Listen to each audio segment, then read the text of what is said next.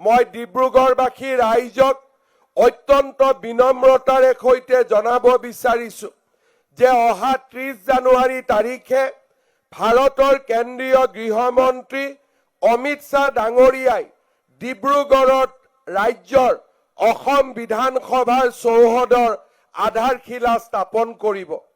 তাৰ লগে লগে প্ৰায় 300 কোটি টকা ব্যয়েৰে আমি নিৰ্মাণ কৰিবলগীয়া অসম বিধানসভা 3 বছৰৰ ভিতৰত নিৰ্মাণ হ'ব আৰু এই ডিব্ৰুগড়ৰ পবিত্ৰ ভূমিৰ পৰাই ৰাজ্যৰ ভাগ্য আৰু ভৱিষ্যতৰ সৈতে জড়িত বিষয়বিলাকৰ ওপৰত আলোচনা হ'ব আৰু এই ডিব্ৰুগড়ৰ পৰাই ৰাজ্যৰ অনিৰুদ্ধ যাত্ৰাৰ এক নতুন অধ্যায় আৰম্ভ হ'ব।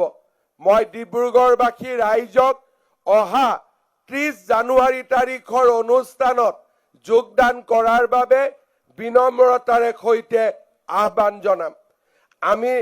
আমি মনত পেলাওঁ উজনি অসমৰ যোগাযোগ স্বাস্থ্য আৰু উদ্যোগৰ স্নায়ু কেন্দ্ৰ হিচাপে ৰাজ্যৰ স্বাধীনতাৰ আগত আৰু স্বাধীনতাৰ পৰৱৰ্তী সময়ত ডিব্ৰুগড়ে আত্মপ্ৰকাশ কৰিছিল।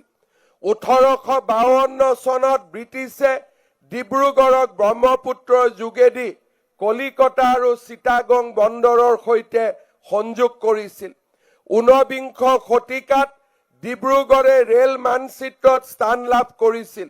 স্বাধীনতাৰ কালত বিমানবন্দৰ স্থাপনৰ পিছত ডিব্ৰুগড়ে দেশৰ বিভিন্ন স্থানৰ লগত সংযুক্ত হৈ পৰিছিল।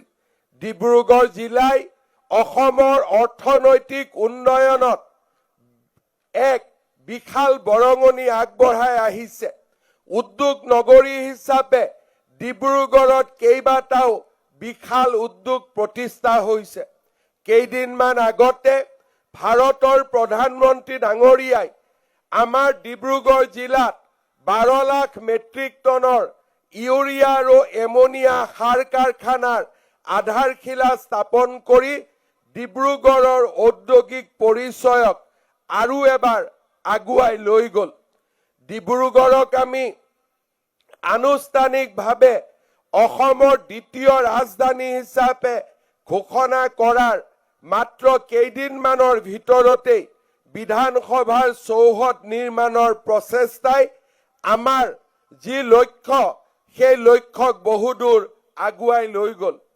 যোৱা কেইদিনমান আগতে ভাৰতৰ উচ্চতম ন্যায়ালয়ৰ মুখ্য ন্যায়াধীশ গৰাকী গুৱাহাটীলৈ আমাৰ উচ্চ ন্যায়ালয়ৰ স্থায়ী ভৱনৰ আধাৰশিলা স্থাপন কৰিবলৈ আহোঁতে তেখেতক মই ডিব্ৰুগড়ত গুৱাহাটী উচ্চ ন্যায়ালয়ৰ এখন চাৰ্কিট বেঞ্চ স্থাপন কৰাৰ বাবেও অনুৰোধ আগবঢ়াইছিলোঁ।